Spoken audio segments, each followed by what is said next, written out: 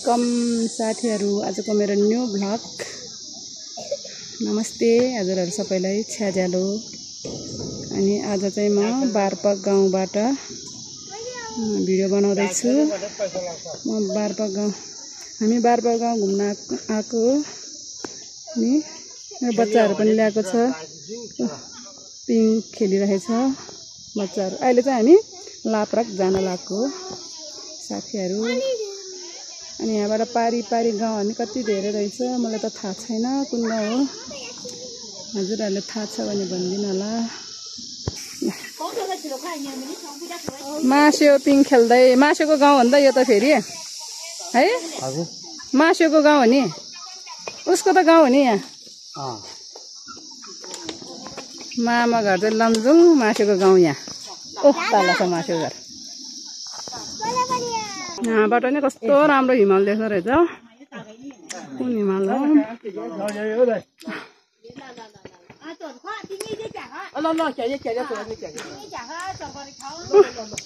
पारी कस्तो राम्रो गाउँ। कुन गाउँ हो कुन गाउँ होला है? कस्तो राम्रो गाउँ है पारी। धानबारी हो नि रहेछ त्यहाँ त। यता रहेछ नि धानबारी। धानबारी हो कोदोको बारी हो। हामी चाहिँ अब लाप्रक हिँड्यौँ बारपकबाट। साथीहरु हेर्दै जानु होला। ए साथीहरु यहाँ सिस्नु रहेछ। यो सिस्नु खान मिल्दैन है? मिल्छ? यो सिस्नु आमा सिस्नु टिप्न नि टिपेछ टिप्न त कति राम्रो सिस्नुहरु रहेछ नि। अर्ग्यानिक बारपकको सिस्नु सिस्नु रहेछ यहाँ त साथीहरु। हेर्नुस् त लाप्रक जाने बाटो कति राम्रो।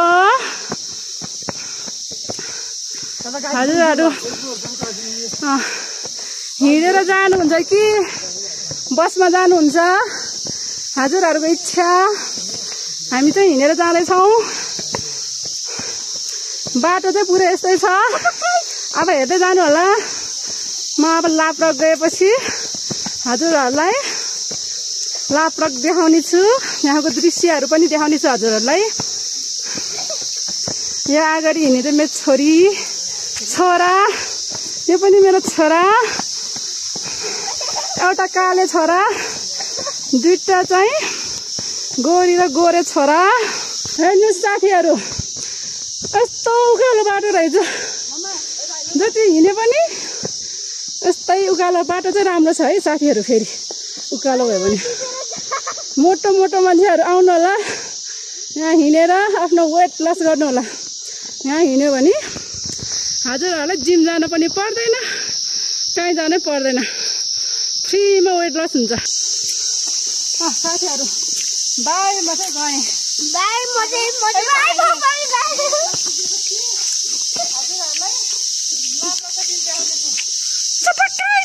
हेलो भेना दिदी मामा आउँदै हुनुहुन्छ।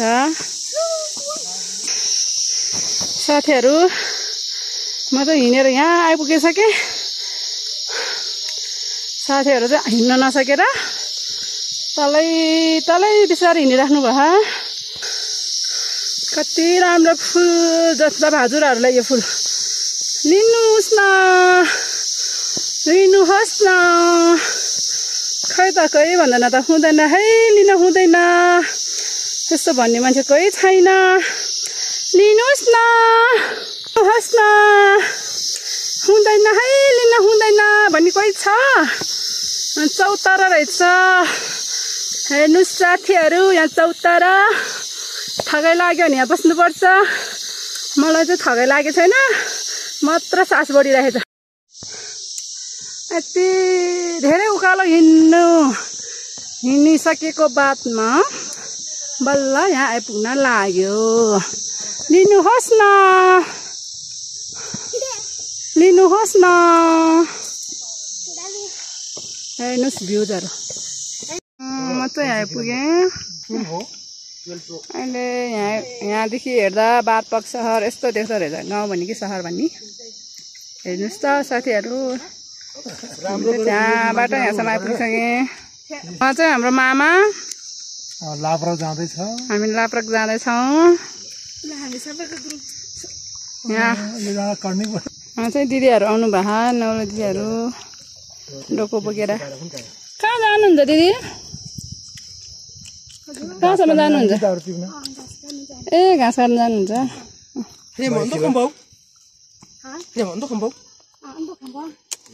उहाँहरूको भाषा मैले त केही बुझ्दैन बच्चाहरू पानी भरिसक्यो ए लम्बा लम्बा पात क्या है भने जस्तै यहाँ क्या है गाई कति धेरै गाईहरू चराउन ल्याएको रहेछ हेर्नुहोस्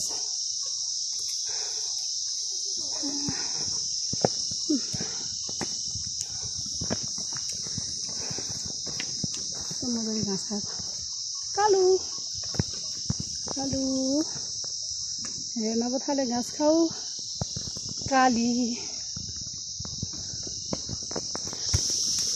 ल है साथीहरू फाइनली हामी के भन्छ लाभ्राक गाउँ आइपुग्यौँ नजिकबाट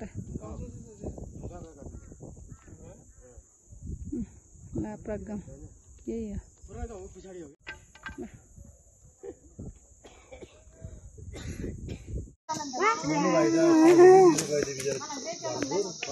के भयो यस्तो ह्याङ्गो भयो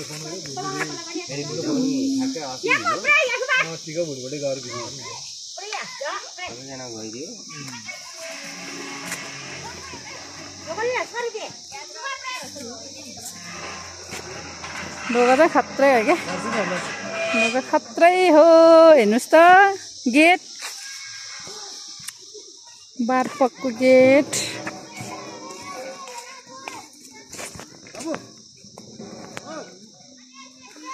भूकम्प होइन ल बारपक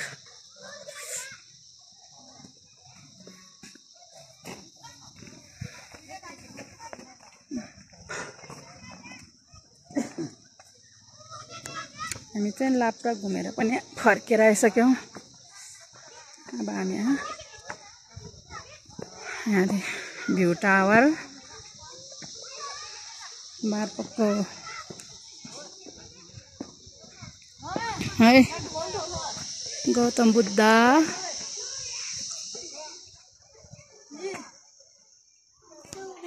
साथीहरू मेरो आरिस चाहिँ झोला बोक्ने मान्छे भनेर भन्दिनँ म एकछिन मात्रै बोकेको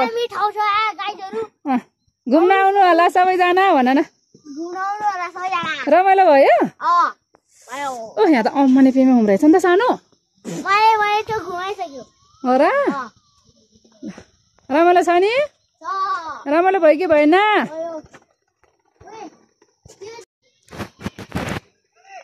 बारपक खै भेडा चराएर आउनुहोस् उहाँ आमाले चाहिँ भेडा चराएर आउनु भयो अहिले